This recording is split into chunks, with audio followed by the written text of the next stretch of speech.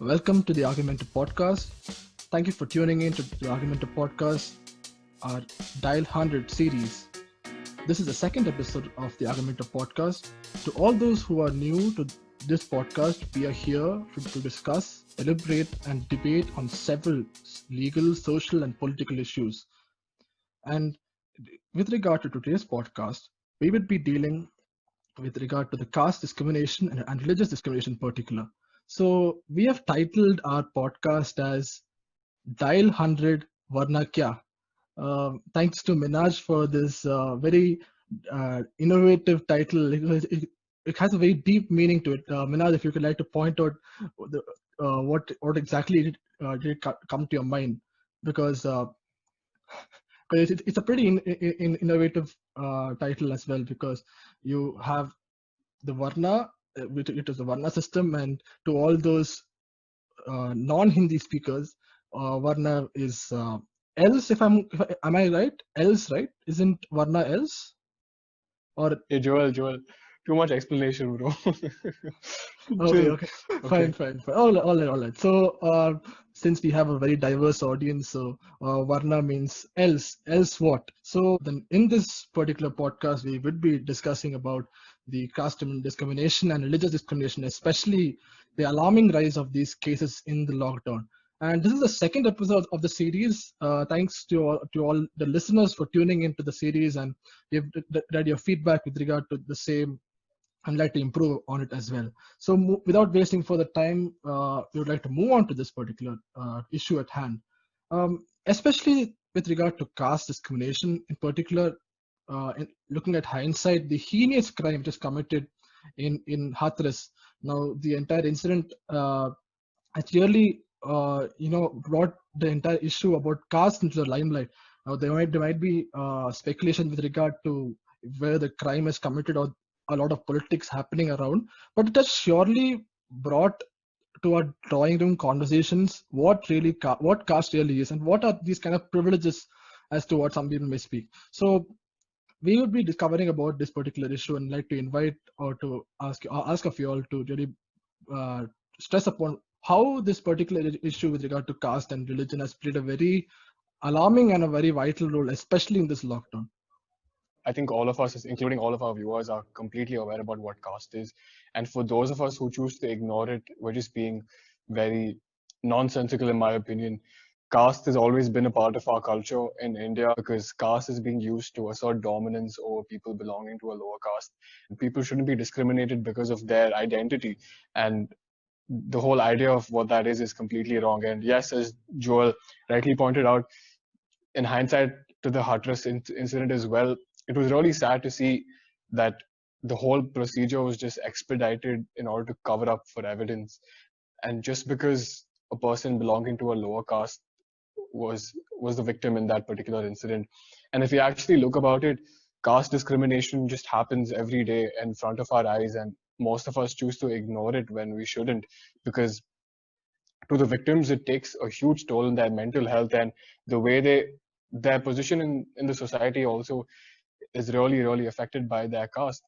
And although we claim to be a progressive society and urban society, caste still pervades and something must be done. Acknowledging whatever been stated just before, it's kind of an introduction to the whole system that's prevalent in the country, even now.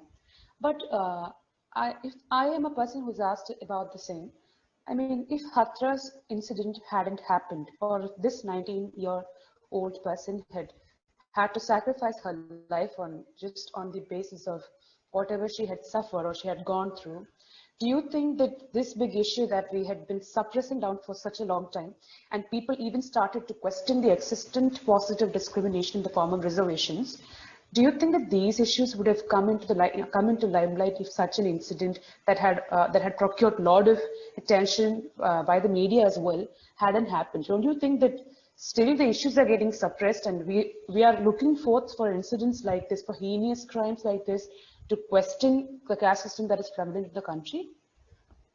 Well, let's not digress into the media aspect of it because that will lead to a whole other debate. And yes, the media is very selective in what they choose to show to the public, and that itself is a whole new topic to discuss. But yeah, I True. mean, this topic wouldn't have come into the limelight if not for the Hathras incident. Like I said, caste discrimination takes place every day. Let's not even delve into what happens into the rural communities, because Yes. what I think what we need to understand is that we can't get rid of caste, and most of the solutions that people propose, they say, okay, fine, we need to abolish the caste system, we need to get rid of the caste system, but you can't really get rid of a system that's been prevalent in our culture for about 1,000, 2,000 years now, and we can't really completely eradicate that system and the way of thinking. What we need to do is to find a way around it and work around it, and find a way to educate the people and tell them that caste is just an identity, and it shouldn't give one particular community more privileges than the other, or put one community at a place as a position of power than the other. And that exactly is what's happening now. And of course, because of the whole division in the caste system that had been brought out in the ancient times, that still is the current system, and there is a hierarchy which is completely wrong. I feel like our perception of the caste system should change. We should stop looking at it as a hierarchical structure and start accepting it as just a person's identity. And of course, Exactly. through to affirmative action by the government, we can see that there are certain issues that are being addressed, like representation in the government, representation in educational institutions, and even that is being questioned. So I guess we should just really look at this collectively and change our opinion about the whole caste system instead of trying to eradicate it. And I believe that that should be the first step in order to abolish this discrimination, as to say. Yeah, like I guess you guys must have seen that. I think it was a meme, I guess, that this stick man telling, I choose to be apolitical, and then I choose to be apolitical because I have certain privileges, or because I have Yes, yes. yeah. Yeah, we did, Joyce. Yeah, I So, saw that too. That's so relatable also, I must say. but that, yeah, so that truly has really hit a lot of people strongly, because when we look at the entire incident, there was also the fact of the matter is that this pandemic has actually accelerated the amount of discrimination being done, not just to caste but also to those belonging to religious communities. So I guess there's also one more joke or a meme that what Gandhiji did all his life to uplift the lower castes or the untouchables. The pandemic has made not all of has made all of us not touch each other. See, that's a see I, that okay, fine. Before you guys get on to me, I understand that a joke was to with regard to social distancing, but then it also speaks of great volume, because there have been several reports that when the people have returned to their villages, because the reason why many of the migrant laborers have left their villages to work in the cities for better livelihood, and also to escape from such kind of practices as well. But then it seems that like with several reports that like this, because this virus has led to a lot of loss of jobs and a lot of mental issues and uncertainty as well. People who have left their villages to for a better lease of life, to escape from the discrimination, are now back in the same back to square one. So that also has been Exactly. reported in many instances. So don't you think that again, just like last time, don't you think that the lockdown has actually made the situation even more worse? Now, to be fair, the lockdown was to reduce the amount of infections, like infection rate and things like. But then it has also led to a side effect as well. What do you guys think? I mean, of course, and that just has to do with the way we think as the Indian society, and that itself needs to change. And like you said, all the migrant laborers who had come to the urban communities to get a newer lease of life and to sort of escape from the caste system and the discrimination that they used to face in the rural communities, after going back, they're being faced with twofold discrimination. First, because of their caste. Second, because they're coming from an urban society, so they will have corona. I mean, they've been titled as, many a times you will see them being titled as polluted. And that's the worst part when it comes to discrimination on the grounds. And like we must have seen in, a lot of historical films and all that stating the prevalent caste system in the past in almost all the parts of the country. If before it was like, where, just changing off or moving away from the way when high caste people come, or like, pushing themselves away when people of privileged class come forth. And now the situation has changed to an extent where people of this people of this situation are being, pushed into an economic status that they'll never rise from what they are in, or being put in a very poor condition or extremely poor living conditions. So do you think that this development, all these developments that we claim to have happened, has only resulted in a kind of change in the way they work, or in a kind of change in the way they appear to be in the society, and that is not a big, kind of reform, if I must say, have happened, if I'm not wrong? Do you guys have Well, an insight on the same, like just to how? throw light on the severity of the issue, I have Mhm. a person who I know who is a very successful businessman in Bangalore. And when I had a chat with him, he just told me that, yeah, in Bangalore, he's a very successful businessman. He enjoys his work. He faces no problems. But when he goes back to his village, he's only known by his caste, and he cannot walk on the roads with his shoes on. That is the Exactly. extent. That is the extent of the discrimination that takes place. That no matter where you are, whichever position you are, think about it. It just I goes know. to show that something like this is really detrimental to our society and the way the dynamics of the society also function. Yeah, like the same question. Have you guys watched Article 15, the movie? Yes, we did. I think most of us would have watched. Like Yeah, most of us have. yeah, there is this particular scene wherein that the protagonist of the character played by Ayushmann Khurrana, he asked the police officers surrounding him what are their castes. Do you remember that scene? So Yeah, I do. so Yes, yes. there again it comes into the alignment as to how prevalent this particular system is, and like I would like to pose a question to all of you. Like, should we really acknowledge our privileges, or should we really acknowledge, like example in the Hathras incident also, should we really acknowledge that this incident happened because because it has been associated with particular caste, or should we also recognize that we too have our own privileges, or we are of a particular stature because we are of a particular stature or particular status?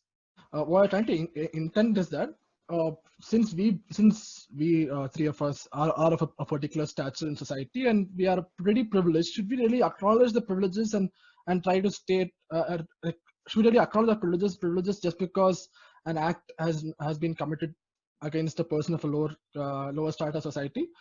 And also, can we say that why are you attaching caste, or why are you attaching that particular offense, a particular offense happened on the surface? So are we in a state of wherein we are very blind from the reality, or are we living literally, are we living in a fool's paradise, or are we actually speaking what makes sense?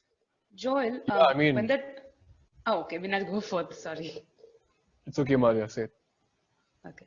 Joel, the question that you posted, I mean, the question that you asked now becomes relevant when that becomes the reality of many today.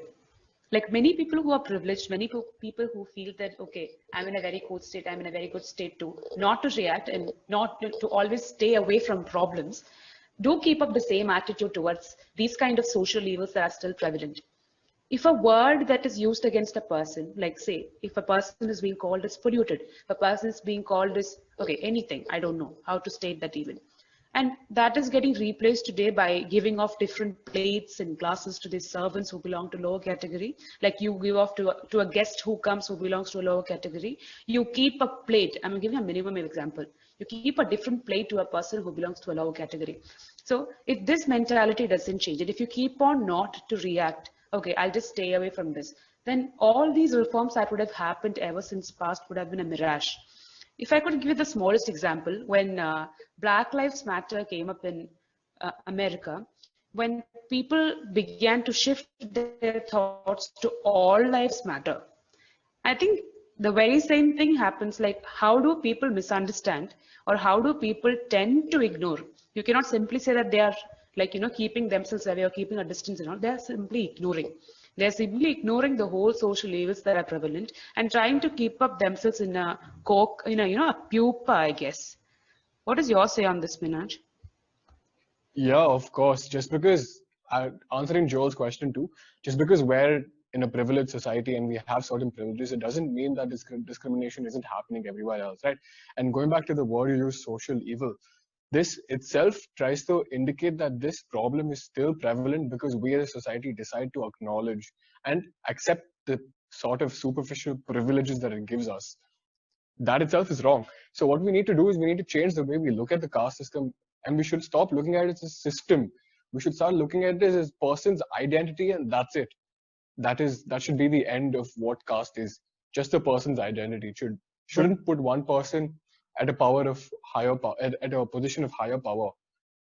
Like, don't you think that this again brings us back to our previous episode also, where we stressed on the dominance? So don't you think a person trying to exert his or her dominance over the lower caste, that in a way is trying to aggravate such kind of crimes? For example, if with what Maria had stated also, that separate plates to those belonging to a lower strata of society, or such kind of crimes like rape and murder being committed, don't you think that it is there are questions being raised as to whether it is because of a position of dominance over the other, because you feel that since you are below me, I can do what I want because I am above you. Isn't that what the basic idea is? That's exactly the notion, and I believe that this problem still goes on because as a society we allow it to happen. So let me give you a small example. So let's say that there's person A and B. Person A belongs to an upper caste and person B belongs to a lower caste, and they are in a setup where people around them do not accept or do not tolerate caste discrimination whatsoever. So let's say that person A, who's from the upper caste, tries to exert his so-called dominance over person B. Do you think that their surroundings will allow that to happen? No, right? And the same situation in a society or in a surroundings where that is encouraged, where people encourage person A to assert his dominance over person B. Look at the contrast there. It completely depends on the surroundings. No, like if you take I was taking it away from the caste system, but then let's take the employer and employee. The employer is of a higher position, so he or she is able to exert that particular dominance over them. So that's why the employee has to listen to what and has to perform the due task. So that's a different example altogether. But then, don't you think it's pretty much what the society also is playing a vital role, because it's recognizing this particular system, it's recognizing the practice.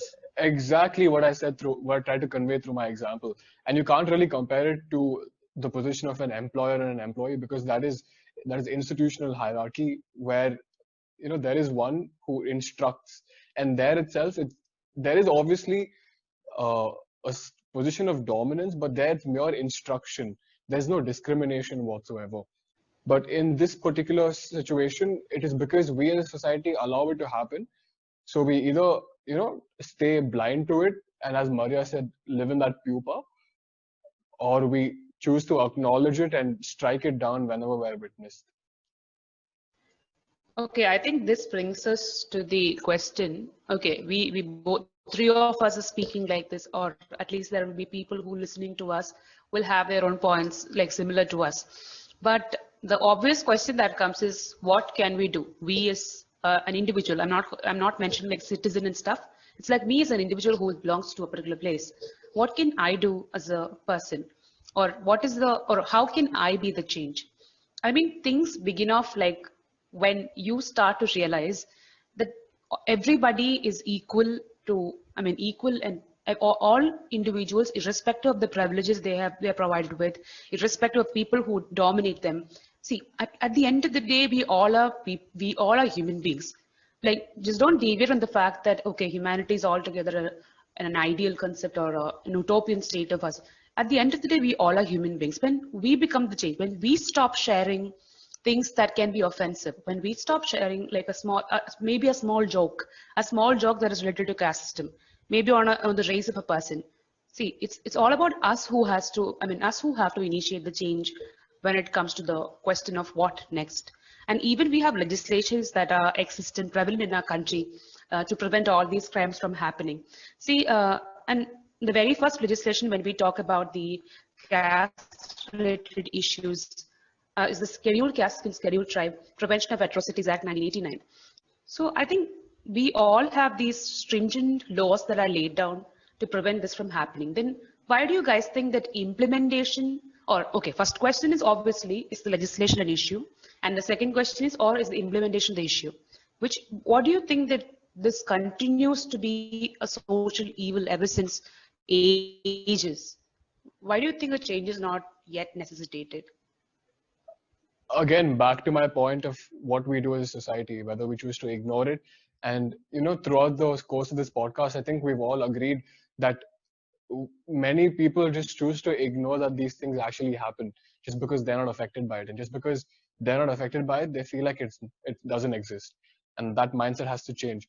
And yes, we do have a legislation to take care of this. And that's the whole purpose of including this topic in our Dial 100 series. It's because although cross discrimination is so rampant and so prevalent, it does not get reported. And talking about the recent amendment in 2018, there were several provisions that were included and amended. And some of the changes were that, there's no anticipatory bail for people who are accused in crimes against scheduled tribes and scheduled castes. And also, there's no preliminary inquiry required before filing an FIR. So all these privileges need to be used and obviously need to be made aware to the people.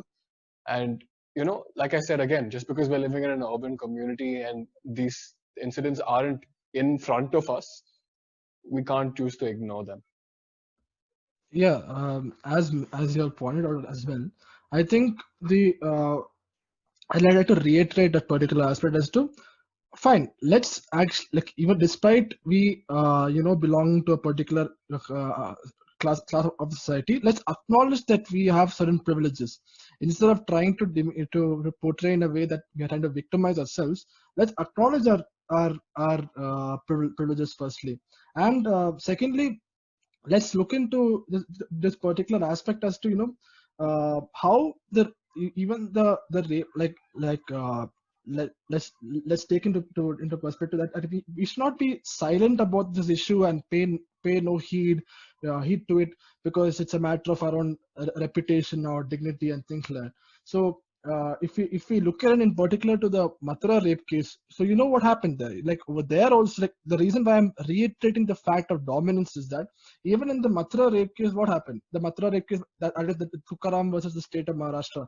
There, the sessions judge, mind it, the sessions judge actually stated that the girl Mathura was actually habituated to sexual offenses. Now she belonged to a lower class of society, and later it took even the Supreme Court also though the High Court had had changed that, but then later even the Supreme Court also had overturned the High Court judgment and actually acquitted them. With that, there was a huge uproar also among the society that how could this be possible, and later it led to better amendments also, like related to Section 376 of IPC, wherein it said that even custodial rape was also an offense, and with also requisite punishments as well, and the shift of the burden of proof to the offender from the victim. No, it's not going to be like we can't put the fault on the victim, but then put on the offender. So over there too, what happened is that she was raped in a police station. Now when you go to a police station to file a complaint, you are trying to seek justice for it. Now without really deviating further into it, I'm again reiterating the fact of dominance, but then we should really demand, as fellow argumenters and you listeners as well, we should really demand for affirmative change. Like how do we address the issue of the or a change in the positive discrimination or other policies that are prevalent. So if you guys can actually throw light on that. Joel, I think that actually brings up to one big, a debatable question. I mean, that's the debatable question ever since, I guess, I don't know how can I put up a time period over it.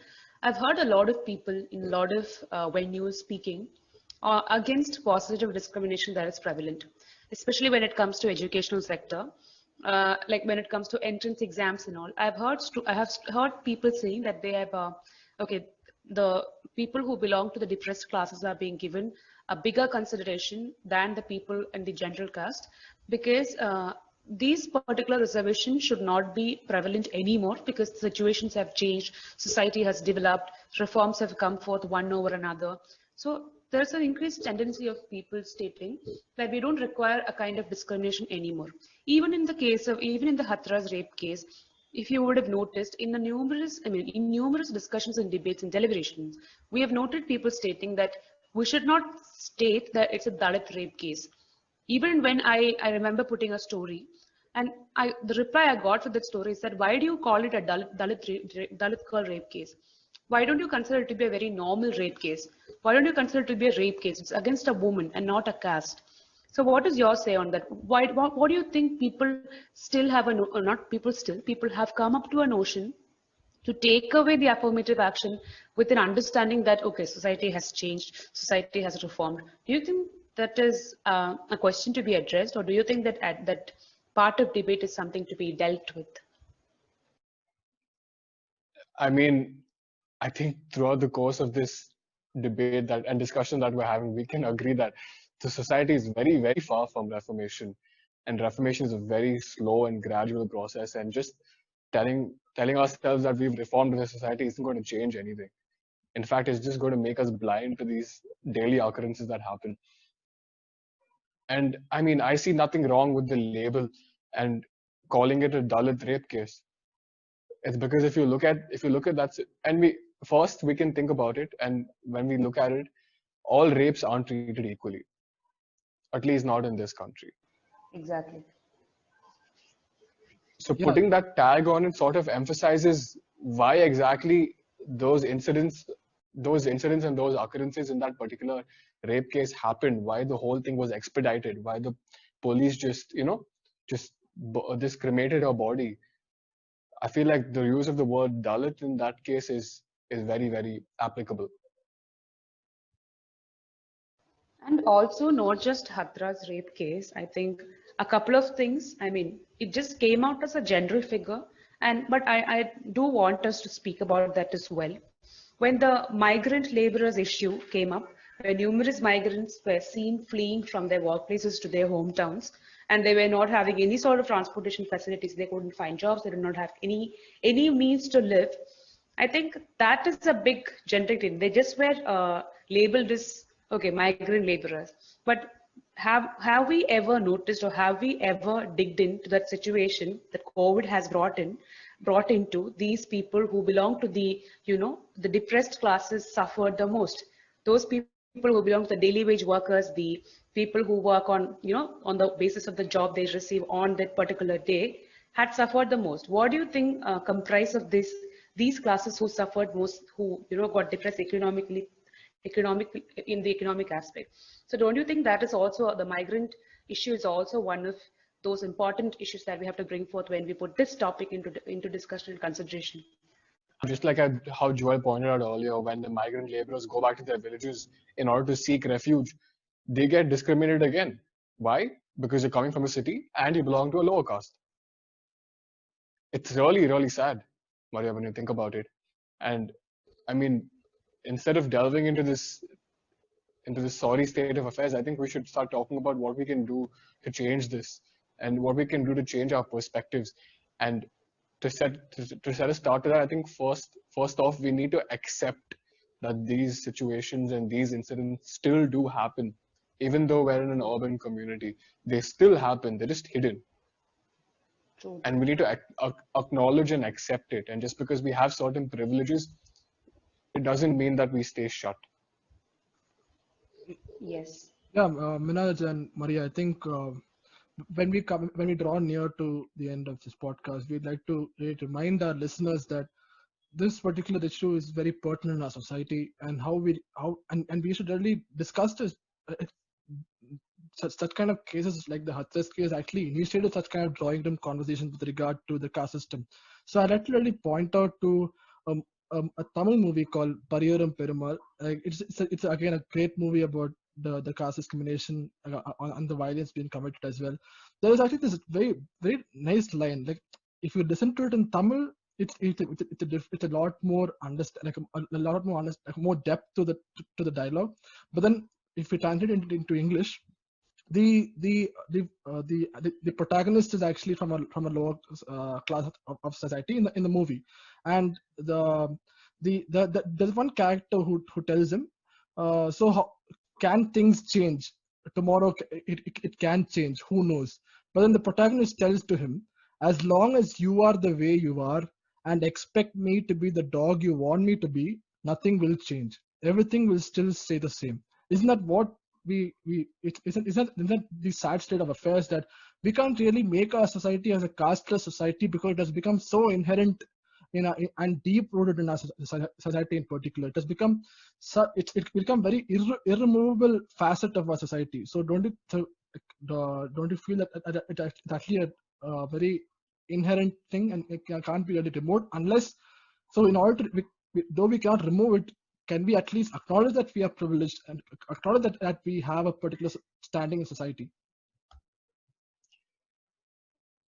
Yes, but first, I mean, the first step to finding a solution is looking at the word caste system. So, in a system, usually there's always a party that is upper and there's a party that is lower. And the upper party has more privileges than the lower party, and there's discrimination and everything that ensues.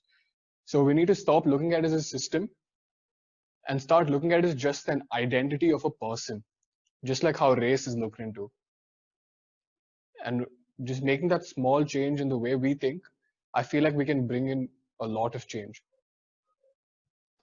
And also, Minaj, like adding on to what both of you said, please don't wait for somebody to come and inform you that a crime is happening in your area or near you. It's not just with respect to caste system or atrocities against the depressed classes. It's in every single thing. So the entire point of us having this podcast or the series of Dial 100 is to make it's not just about making people to understand, but it's all about acknowledging the fact that we are not here to make somebody, let don't anybody come and wake you up. It's our job to acknowledge and understand, okay, something is happening near me which I must involve to, which I must find a solution to. It's all about our wake calls, about our initiative to take up and open against, or to throw off things that happen in the wrong way. So it's all about Dial 100. I mean, if you see, it's your ultimate duty to report a crime that happens around you in whatever manner you find it to be. So that's what the exact point of our podcast is also, this entire series is also to be. Yes, bringing this podcast to a close, I feel like my co-argumenters did a very brilliant job in touching upon all the aspects and all the angles pertinent to this issue. And yes, first we need to stop trivializing caste discrimination through memes, jokes, etc. Just because we aren't affected by it doesn't mean that wouldn't offend anyone else.